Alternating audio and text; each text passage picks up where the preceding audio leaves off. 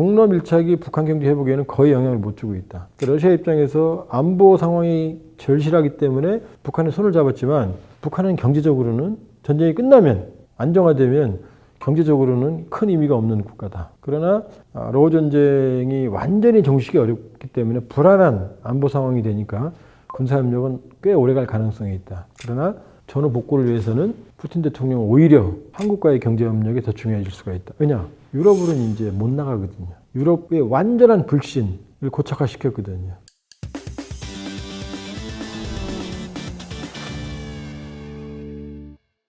안녕하세요. 세상연구소 시청자 여러분. 조환범입니다. 통일연구원 석자연구위원으로 있고요. 북한 전문 유튜브 대동강TV를 운영을 하고 있습니다. 많은 시청 부탁드립니다. 러시아가 전면적으로 크림반도 쪽 남부, 동부 축선, 돈바스, 그리고 벨라루스 쪽으로 우회해서 북쪽에서 키이우 쪽으로, 그러니까 북쪽, 동쪽, 남쪽 모든 방면에서 우크라이나를 침공을 한 게 2022년 2월 24일입니다. 그 이후 약 한 달간의 전황을 보면 이제 러시아는 크림반도와 돈바스를 잇는 남부 회랑을 완성했고, 이게 이제 남한 면적을 능가하는 상황이었습니다. 그리고 북쪽도 키이우 일부까지, 수도권까지도 점령을 한 게 3월, 한 달 전쟁 발발 3월까지의 전황이었고요. 4월이 되면 갑자기 러시아가 전선을 축소합니다. 이 북부 키이우 쪽에서 철수하고, 그 다음에 동부 축선에서도 축소해서 동남부 쪽으로 전선을 국한을 시킵니다. 그 이유는 러시아는 이제 우크라이나를 너무 얕봤고 2014년 크림반도 점령 때처럼 거의 무혈 입성할 것 정도 생각을 했거든요. 왜냐하면 우크라이나에는 친러계 주민들이 꽤 있고, 또 전쟁 직전 젤렌스키 대통령의 지지율은 23%에 불과했습니다. 최악이었어요. 실제로 국정 운영을 매우 잘 못했어요. 코미디언 출신인 젤렌스키 대통령이 집권하면서 약속했던 부정부패와 혼란 상황 극복이 안 됐고, 경제난은 계속됐고, 오히려 젤렌스키 본인이 자기가 가지고 있던 소속된 스튜디오, 코미디 연기 스튜디오 수십 명을 국가의 요직에 앉히는 상식적으로 납득되기 어려운 일을 했기 때문에 지지율이 최악이었어요. 그러니까 푸틴 대통령은 그냥 치고 들어가면 젤렌스키 정권은 도망갈 거고, 친러계 정권을 손쉽게 세울 수 있다라고 판단해서 전면적으로 침공을 했는데, 그러니까 거의 한 달 정도밖에 전쟁을 준비 안 했어요. 그러니까 한 달 지속 전쟁. 그리고 대대 전투단이라고 그래서 그 당시까지만 해도 러시아가 재미를 봤죠. 대대 단위로 독립적으로 작전을 하는 거였거든요. 이게 그동안의 소규모 교전에서는 많은 성과를 냈거든요. 체첸 1, 2차 전쟁이라든지 조지아, 그루지아 전쟁이라든지 이런 쪽에서. 그런데 전쟁이 장기화하면서 대대 전투단의 보급이 안 되거든요. 그리고 전쟁이 장기화하면서 러시아가 전쟁의 한계를 보였고, 많은 전선을 유지하기 어렵게 됐고, 또 준비 없이 들어갔고, 반면에 우크라이나는 2014년 크림반도 교훈, 뺏긴 교훈으로 준비를 많이 했어요.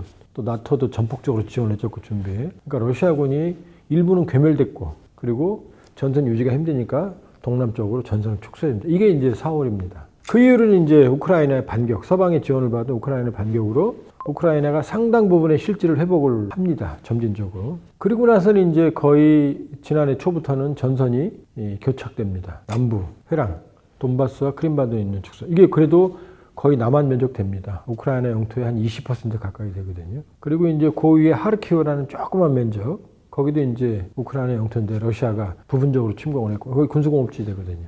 그리고 우리가 유명한 쿠르스크, 이거는 러시아 영토입니다. 지난해 8월 6일 날 갑자기 젤렌스키 대통령이 뺏긴 우크라이나 영토도 수복하기 어려운데 러시아의 쿠르스크 영토를 침공을 합니다. 그래서 거의 1000에서 1200제곱킬로미터, 서울시의 한 배 반에서 거의 2배 가까운 면적을 점령을 파죽지세를 해버립니다. 그러니까 러시아도 놀랬죠. 미국도 몰랐고 아무도 몰랐거든요. 그러니까 회심의 젤렌스키 일격이었거든요. 이게 러시아 영토거든요. 그러니까 푸틴으로서는 치욕이죠. 왜냐하면 1945년 이후 2차 세계대전 이후로 처음으로 러시아 본토를 외국 군대에 뺏겼으니까, 허를 찌른 푸틴이 이제 전열을 가다듬어 다시 회복 작전에 나섭니다. 그래서 지금은 약 한 500제곱킬로미터 정도만 우크라이나가 장악을 하고 있고, 이제 전선이 교착됐어요. 여기에 지금 북한군이 가 있는 거고, 11,000명 규모가. 크게 보면 일진일퇴입니다. 러시아가 큰 틀에서는 전장의 우세권을 가지고 있다. 그러나 러시아의 전장의 우세권은 불안하다. 왜냐하면 너무나 많은 소모가 있거든요. 그러니까 소위 인해전술식으로 장비와 물자, 그 다음에 병력을 투입시켜서 우세를 점하는 거기 때문에 불안한 우세다.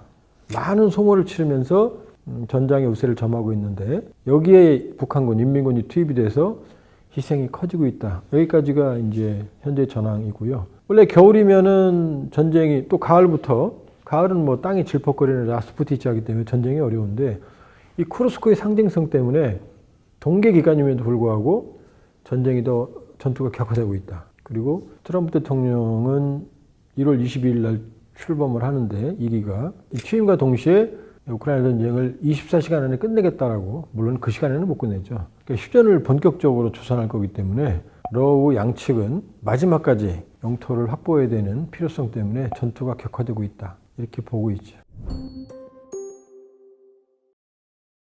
지금 푸틴이 원하는 건 휴전입니다. 왜냐하면 러시아도 소모를 감당할 수가 없기 때문에. 그러면 크림반도와 돈바스를 있는 남부 회랑, 남한 면적 정도를 확보하는 거고, 원래 여긴 친러 지역이 많았거든요. 이걸 러시아가 흡수해 가버리면은 이제 푸틴의 목표는 달성이 되고 많은 소모가 있었지만 러시아 국민들로부터 어느 정도 인정을 받을 거거든요. 근데 이제 문제는 쿠르스크를 지금 뺏긴 상태거든요. 러시아의 가장 상징적인 땅 중에 하나가 쿠르스크거든요. 왜냐? 여기서 2차 세계대전 때 스탈린이 히틀러를 격파한 지역이거든요. 그러니까 러시아 전쟁의 2차 세계대전의 승리를 상징하는 게 쿠르스크거든요. 대평원입니다. 여기를 지금 우크라이나가 침공해서 뺏었거든요. 그러니까 푸틴으로서는 2차 세계대전 이후로 처음으로 땅을 뺏긴 지도자가 된 거죠. 그러니까 휴전을 하고 싶은데 휴전하면 이기는 거니까. 근데 이 땅을 뺏긴 상태로 휴전하게 되면 푸틴의 권위가 살질 않죠. 러시아 주민들도 용납을 안 할 거고. 그러니까 푸틴은 이 쿠르스크를 완전히 회복한 다음에 휴전을 하고 싶어 하고, 제렌스키 대통령은 어떻게든 이 전쟁을 본인이 잘 싸웠다라는 이미지를 만들어야 되니까 쿠르스크를 점령을 한 상태에서 지금 남부의 영토를 회복하려는 이런 싸움이거든요. 그러니까 양쪽 다 절대로 양보할 수 없는 상황이 된 거죠. 그러니까 이 상황에서는 전쟁을 양쪽 다 끝낼 능력이 안 된다. 왜냐하면 한쪽이 다 이겨야 되니까. 전쟁을 완전히 끝내려면 푸틴 대통령이 땅을 돌려주면 끝나죠. 근데 푸틴이 실각하죠. 그러면 목표도 달성하지 못하고. 젤렌스키는 이 상황에서 푸틴이 원하는 대로 휴전하면 되는데 그럼 땅을 뺏겼으니까, 어마어마한 땅을 5분의 1을 우크라이나 영토를 뺏겼으니까 이제 실각하겠죠. 다음번에. 그럼 방법은 뭐냐? 휴전밖에 없다. 우크라이나 국민들도 절반 이상이 영토를 포기해도 좋으니 전쟁 끝내자. 왜냐? 원래 지금 뺏긴 영토는 주로 러시아 영향이 강한 친러계 성향이 강한 데였거든요. 그거 주고 이제 지긋지긋한 전쟁을 끝내자, 이런 여론이 커지고 있고, 나토도 이제 분열되고 있어요. 더 이상 지원하지 말자. 무슨 소리냐? 만일에 푸틴이 이긴 전쟁으로 끝나게 되면 나쁜 짓 또 할 거다. 근데 결정적인 게 이제 트럼프잖아요. 미국이 나토의 핵심이고 미국의 지원이 핵심인데 24시간 안에 러우 전쟁을 끝내겠다고 하는 트럼프를 미국 국민들이 찍었잖아요. 미국 국민들이 지지한다는 거거든요. 그럼 트럼프에 하는 강제 휴전입니다. 뭐냐? 이 상태에서 끝내는 겁니다. 누가 더 많이 가졌든 말든 상관없이 푸틴한테는 지금 점령지 인정해 줄게, 가만히 있어. 젤렌스키한테는 더 계속 전쟁을 하면 무기 안 줄 거야? 그럼 전쟁 못 하는 거지. 그러니까 푸틴은 치고 들어갈 것 같으니까 못 들어가게 잡아놓고, 만약에 치고 들어가면 더 많은 무기 준다고 협박하면 되니까. 그리고 우크라이나한테는 전쟁이 휴전되면 지금 전선에 나토군을 배치해서 평화유지군으로 하겠다. 그 다음 재건을 지원해 주겠다. 어떻게? 푸틴 러시아의 지하자원 수출에 세금을 매겨서 그 돈을 가져다가 재건 비용을 대겠다. 왜? 전쟁을 일으켜서 책임져야 되니까. 그 다음에 푸틴이 전쟁을 다시 못 일으키도록 조항도 넣는 뿐만 아니라 우크라이나 군을 재건하는 걸 지원해 주겠다. 이게 트럼프의 아닙니다. 누가 이기는지, 누가 지는지, 누가 옳은지, 누가 틀린지, 어느 게 선의고 악인지 관계없이 이 상태에서 전쟁이 끝나겠다는 거예요. 이게 옳고 그름을 떠나서 더 이상의 희생을 줄이는 현실적인 방법이 이 트럼프의 아니다. 그리고 국제사는 냉혹하니까 트럼프의 안대로 갈 가능성이 있다. 그러나 그렇게 가면 어느 경우든 푸틴은 점령지를 안 내놓을 거니까 사실상 푸틴이 이긴 전쟁으로 끝나게 되는 거죠.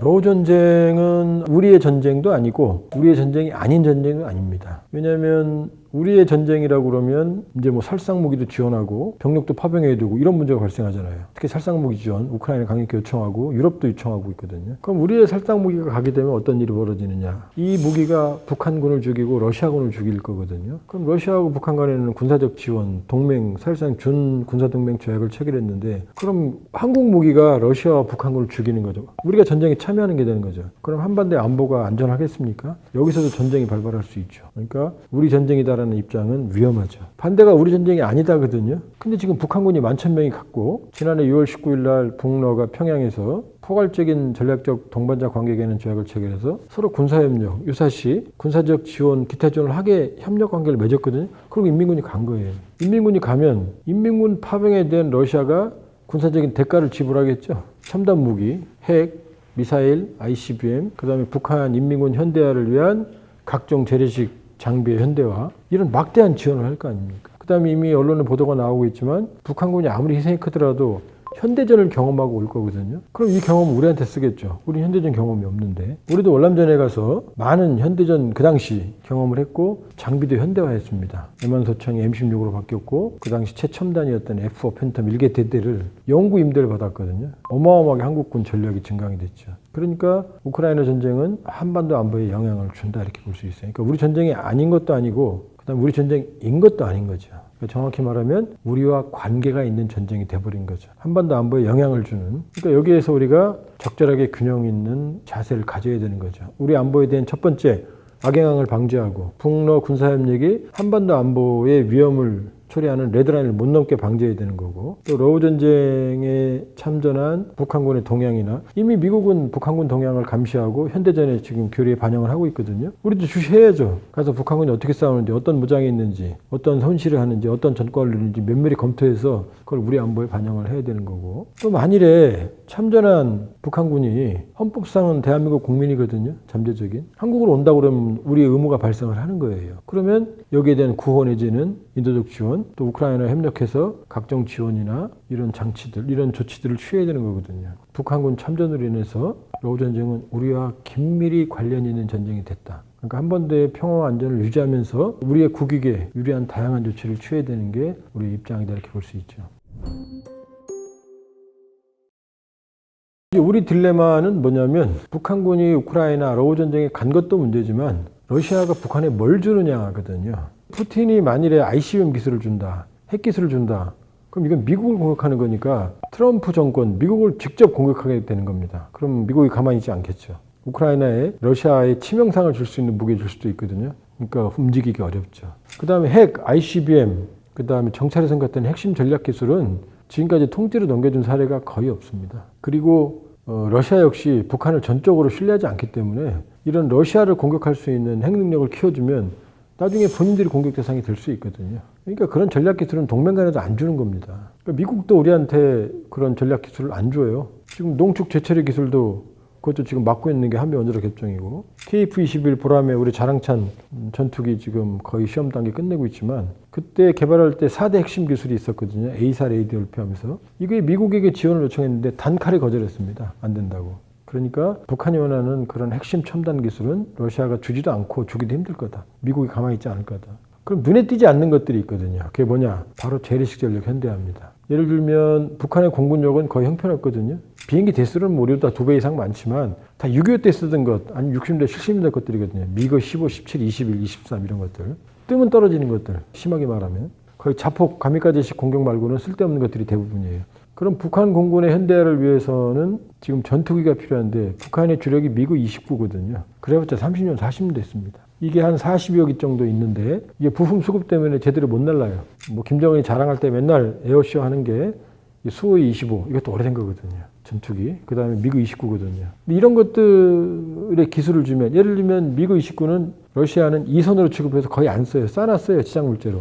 이걸 주면 눈에 안 띄죠. 북한이 갖고 있었으니까. 이걸 갖다 부품으로 수급해도 북한은 원활해지죠. 예를 들면. 지난해 9월에 김정은이 바스토친에 우주기 갔을 때 꼼소몰스크 나무로에서 정찰위성 우주 발사체도 봤지만 이 바스토친에서 그 다음에 꼼소몰스크 나무로라는 데 전투기 공장, 수호의 전투기 공장, 첨단 공장에서 가장 많은 시간을 보냈거든요. 정말로 거기서 눈 뜨고 막 수채화 적기도 했거든요. 공군이 현대화 욕심이 있는 거죠. 그 다음에 핵 추진은 아니지만 북한 재래식 잠수함 현대화에 기술을 준다든지 여러 가지 장갑차의 어떤 장갑이나 어떤 사격 통제 장치나 어떤 여러 가지 방공망, 북한은 방공망이 거의 없거든요. 이런 걸 지원해 주게 되면 북한의 인민군 전력이 상당히 현대화되죠. 그다음에 파병 대가로 돈을 받을 거 아니에요. 그죠? 경제 대가도 받을 거 아니에요. 그러니까 김정은을 받고 싶은 게 무궁무진하게 많다. 그리고 줄 게 많다, 러시아는. 그러나 러시아도 주기는 쉽지 않다. 또 하나 사례가 있는데 지지난해 연말에 김정은이 2024년에 정찰 위성을 3차례 쏘겠다고 그랬거든요. 근데 지난해 5월에 실패하고 한 번도 못 쐈거든요. 김정은의 말이면 신이잖아요. 신의 말이잖아요. 근데 시도도 못했어요. 러시아가 정찰 위성 기술을 줬으면 쐈겠죠. 이미 2023년에 말리경 1호는 성공했으니까. 그걸 봐서도 첨단 기술 쪽은 안 주고 있구나. 앞으로는 모르지만 현재 상황에서는 이렇게 볼 수가 있는 거죠. 그리고 선을 넘는 협력을 하면 미국이 가만히 있지 않을 거고, 만약 우리가 보기에 선을 넘는 한반도에 영향을 주는 걸 줬다 그러면, 확인이 되면 우리는 어떻게 할 거야? 우크라이나에 살상무기 지원할 수 있는 카드가 있잖아요. 이건 푸틴에게는 악몽이죠. 우리가 무제한 많은 무기를 준다고 그러면 지금 북한이 러시아에 지급하고 있는 탄약류, 그다음에 미사일 이런 거에 비하면 한국의 무기는 여기에 비해서 몇 값절 효과적이고 파괴력이 크거든요. 그러니까 푸틴은 북한의 도움을 받아야 되지만 미국 눈치와 우리 눈치를 안 볼 수가 없다. 이게 북러 군사협력의 가능성과 한계의 양면이다, 이렇게 볼 수 있어요. 현재까지 한국은 우크라이나의 인도적 지원, 비살상 무기, 그러니까 뭐 군복이나 약품이나 아니면은 지뢰 제거 차량 이런 정도의 지원을 하고 있습니다. 왜냐하면은 어쨌든 러시아 입장에서는 자기들이 명분이 있다고 그러지만 국제적으로는 불법적인 전쟁인 거고, 강대국이 약속을 침범한 거고, 또 푸틴은 전쟁 범죄로 이미 기소가 돼 있어요. ICC 국제형사재판소에. 그러니까 우크라이나를 우리도 이 민주주의 진영에 서 있으니까, 유럽과 미국 서방 진영에 서 있으니까, 우리도 6.25 때 많은 지원을 받았으니까 우리도 우크라이나를 지원을 해야 되죠. 그러나 한반도 안보에 여러 가지 악영향을 방지해야 되는 거기 때문에 대한민국 정부는 그동안 비살상 무기 인도적 지원을 하는 입장을 견지해 왔고, 이런 입장은 상당히 적절했다라고 볼 수가 있고, 그리고 지난해까지만 해도 러시아와 전략적 소통을 하고 있다라는 게 대통령실의 입장이었거든요. 왜냐하면 서로가 오판을 방지하고, 그 다음에 한러 간에는 여러 가지 과거에 협력했던 관계도 있고, 또 러우 전쟁이 끝나면 또 협력 가능성은 남아 있으니까 한러 간의 관계가 최악으로 가는 걸 방지하면서 한반도의 영향, 안보 영향도 방지하고 차단하고, 또 국제사회에 대한 우리의 책임을 이행하는 그런 입장에서는 현재까지는 적정 수준을 지켜왔다, 이렇게 볼 수 있어요. 러시아와 한국 경제는 상호 보완적입니다. 러시아는 지하자원, 천연자원, 석유, 우리한테 밀가루, 이 여러 가지를 가지고 있고, 그러나 러시아는 산업 기반이 없어요. 소련 체제가 해체되면서 모든 분업체에 깨졌거든요. 기술은 가지고 있지만. 그러나 한국은 경공업, 중공업, 정밀산업, 첨단산업, 그 다음에 한류문화 모든 걸 다 가지고 있거든요. 그러니까 한러 관계는 좋았죠. 그러니까 한국의 현대 기아자동차 많이 팔렸고요. 초코파이, 도시락면이 러시아 국민 음식이라는 얘기도 아마 들어보셨을 거예요. 관계 좋았습니다. 또 한국의 방위산업 발전에 러시아 기술이 많이 들어갔어요. 부인할 수 없는 사실입니다. 그러니까 한러 관계는 상당히 호혜적이었죠. 그리고 러시아는 푸틴 정권은 친서방이 아니거든요. 그러니까 서방과의 노르드 스트림 그런 관계도 있지만 신동방 정책이라고 그래서 시베리아 극동, 여기에서 미래를 찾는 푸틴의 야심찬 계획에서 시베리아 극동에는 지하자원이 있고, 극동 블라디보스톡에서 유럽을 잇는 세계 유일의 대륙간 횡단철도가 있었거든요. 또 녹고 있는 북극 항로도 러시아의 상당히 배타적인 영향력이 큰 항로였기 때문에 한러 간에는 발전의 가능성이 매우 높았죠. 예를 들면 한러 간에는 270억 불 이상의 교육관계까지 발달했었고 300억 불이 목표였었습니다, 그 당시. 그러나 북러 간에는 평균 1억 달러를 넘은 적이 없어요, 교육관계가. 2021년에는 코로나 영향으로 겨우 4만 불대밖에 유지가 안 됐거든요. 그러니까 북한 경제에서 핵심을 차지하는 건 중국이지, 이 와중에도 2023년 북한의 중국 무역 의존도가 98.3%였거든요. 러시아는 미미해요. 5위권, 거의 5위권이었거든요. 베트남보다 뒤였거든요. 그렇게 보면 러시아 입장에서 한반도의 경제관계는 아주 중요했다. 북한은 경제적으로는 의미가 없었다. 뭐 일부 건설 노동자 정도에 불과했습니다. 근데 러우 전쟁이 모든 걸 바꿔놨죠. 그러니까 러우 전쟁이 발발하면서 한국이 서방에 서면서 러시아는 비우호국으로 지정을 했고, 북한은 반대로 러시아를 전폭적으로 지지했고, 초기부터. 그리고 2024년 6월 서로 준군사동맹 조약을 맺으면서 안보적으로는 무게추가 북한으로 확 기울어버리는 거죠. 그러나 그렇다고 해서 북한의 경제적 가치가 있는 건 아니다. 왜냐?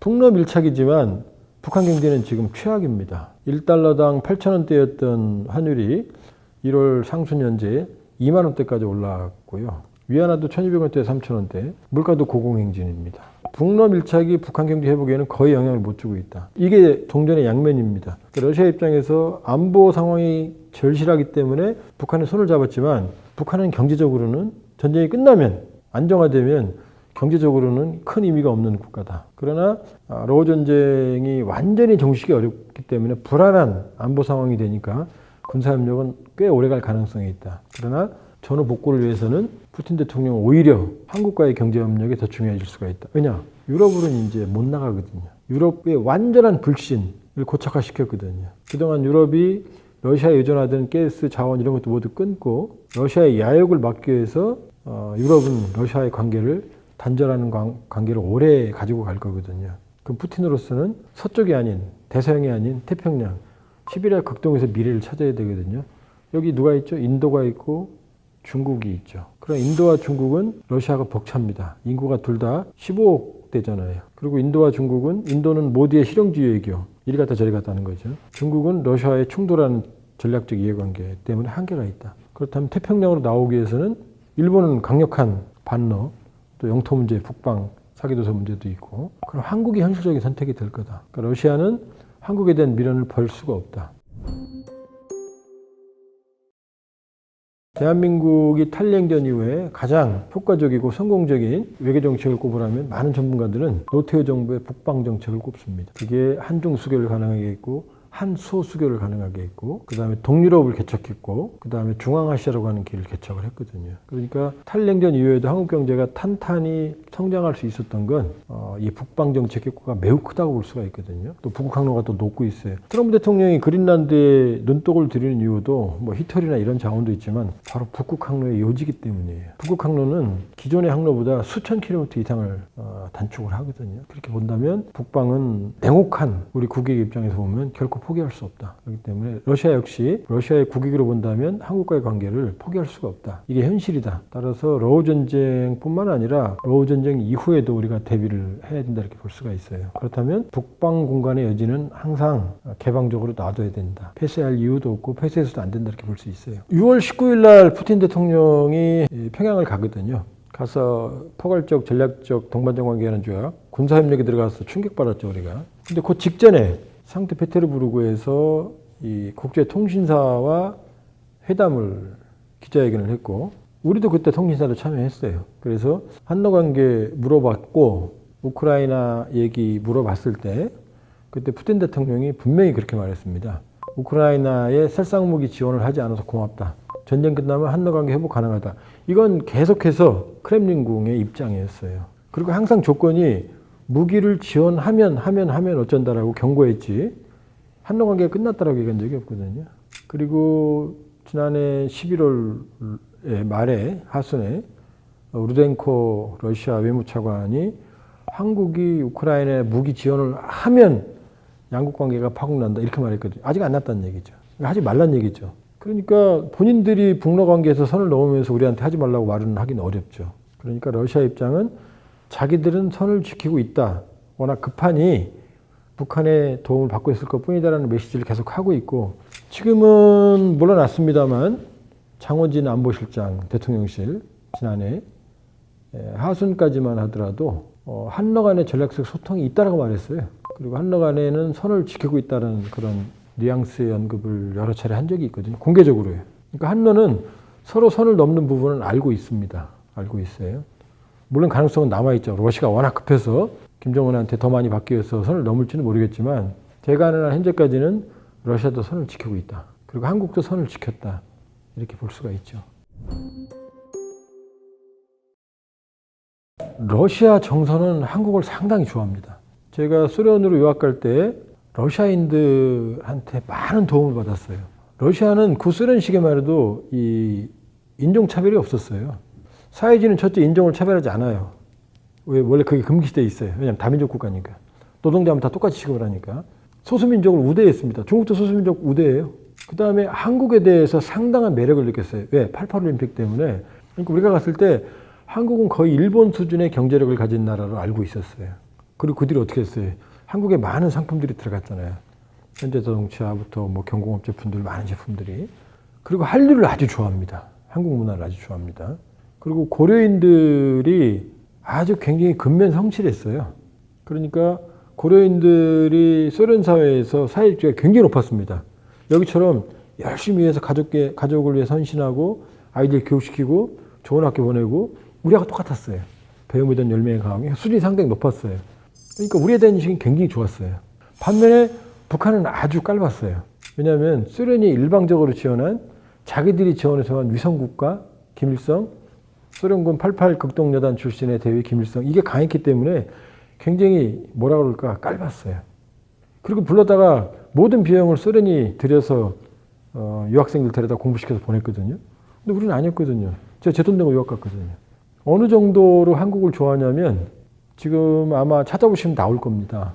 푸틴 대통령이 본 부인하고는 딸이 둘이 있었습니다. 이혼했지만. 그 두 딸 중에 하나가 한국인하고 열애에 빠졌어요. 유학생하고. 그래서 거의 결혼할 뻔했습니다. 이게 외교 문제까지 막 커지고 그랬거든요. 그 정도로 한국을 좋아했거든요. 그러니까 지금 이 순간에도 러시아 사람들은 한국에 대한 적개심이 없어요. 있을 수가 없어요. 할 일을 좋아하고 한국 문화를 좋아하고 한국 상품을 좋아합니다. 그러나 북한에 대해서는 좋은 감정을 가지고 있지 않다. 쉽게 말하면 조금 심하게 말하면요. 이상한 독재 국가. 김일성 죽었을 때도 제 친구들이 야 독재자 죽었다 너네 이렇게 호기심적으로 얘기했거든요. 그래서 러시아 사람들 북한 안 좋아해요. 푸틴하고 김정은만 서로 좋다 뭐 우리 전우다 한 전우 참호에 있다 이러는 거지 북한 사람들도 러시아, 우크라이나 구별을 안 해요. 소련 체제에서 우크라이나하고 러시아는 같은 나라였잖아요. 거기다 중국은 숙명이지만 러시아하고는 거의 거리가 없었기 때문에 그냥 벌목 노동자층도 갔으니까 그저 먼 나라야. 과거 사회주의 경험을 가진 나라 이 정도로만 알고 있지 우크라이나, 러시아 구별을 두질 않습니다. 똑같은 나라일 뿐이에요. 그런데 북한군 보고 러시아에 가서 우크라이나랑 싸우고 목숨을 바쳐라. 명분이 있을까요? 명분이 없죠. 월남전은 명분이 있는 전쟁이었죠. 냉전기였으니까 자유진영이었으니까. 우리하고는 완전히 다른 전쟁입니다.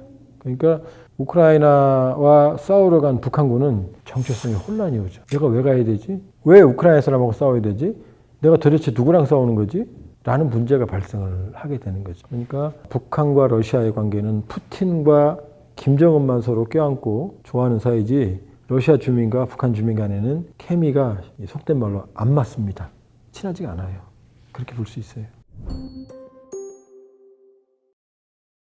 국제 질서는 선악이 아닙니다. 냉정합니다. 이 전쟁 중에도 나토도 분열돼 있어요. 인도 같은 경우 보세요. 인도는 러시아 비난에 참여 안 합니다. 러시아 오히려 에너지를 싼 값에 사드립니다. 헝가리, 오르반 같은 경우는 친러예요. 러시아로부터 에너지, 뭐 체코 이런 데들. 이게 현실이거든요. 그러니까 전쟁이 끝나면 얘기는 달라질 겁니다. 왜냐하면 트럼프가 강제 휴전할 때 러시아를 완전히 고립시키면 푸틴이 받아들이지 않겠죠. 그러니까 푸틴을 달래기 위해서 제재를 완전히 풀어주진 않지만 일정한 부분은 풀어줄 거예요. 유럽의 입장에서 푸틴이 이긴 전쟁에서는 안 되니까 일정한 제재는 부과하겠지만 그러나 일정한 제재는 해제해주는 조건으로 아니면 완전한 고립으로 러시아가 미래를 계획할 수가 없잖아요. 그러니까 전쟁이 끝나면 얘기는 달라진다. 우크라이나 재건도 하지만 러시아 재건도 할 거거든요. 그러면 유럽이 전쟁이 끝났는데 어마어마한 러시아의 재건 시장을 그냥 다른 나라 중국하고 뭐 인도 이런 나라한테 줘버리고 그냥 말까요? 유럽도 참여하려고 하겠죠. 유럽도 자기 실속을 챙기겠죠. 이제 적은 적이지만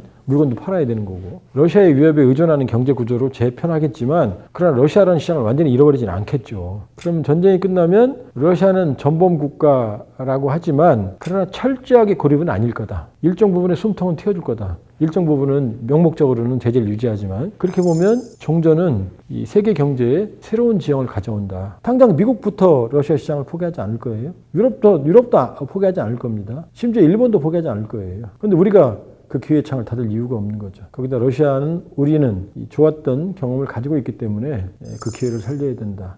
냉혹한 국제 질서 속에서는 첫째도 둘째도 셋째도 국익입니다. 어느 순간 우방이 동맹이 깨지고 적이 되는 거고 또 적이 동맹이 되는 이게 냉혹한 현실이거든요. 우리는 어쨌든 한미동맹이라는 우리의 현실, 상수가 있는 상황에서 이걸 기반으로 다양한 가능성을 창출해내야 되는 거죠.